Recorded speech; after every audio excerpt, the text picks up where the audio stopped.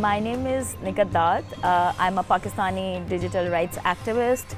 By training, I'm a lawyer, but I run a non-profit organization called Digital Rights Foundation. I also try to be part of different feminist movements in Pakistan.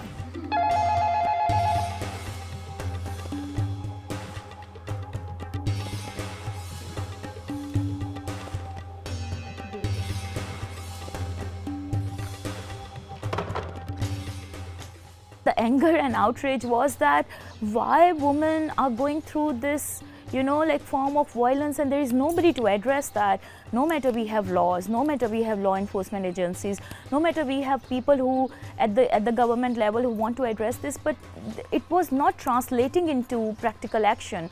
So we started the helpline.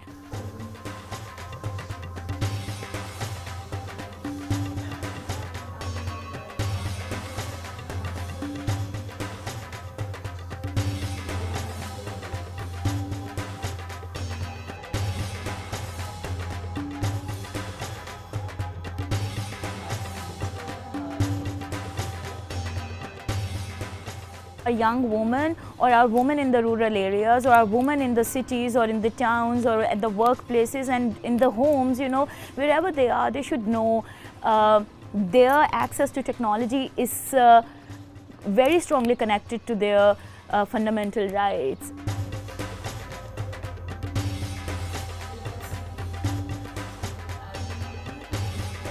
What we are seeing is that how technology is also enabling those kind of violence and letting women know that, if somebody is blackmailing them or giving them rape threat or death threat online, do not take them lightly, take them very seriously, because the strong connection with the offline violence.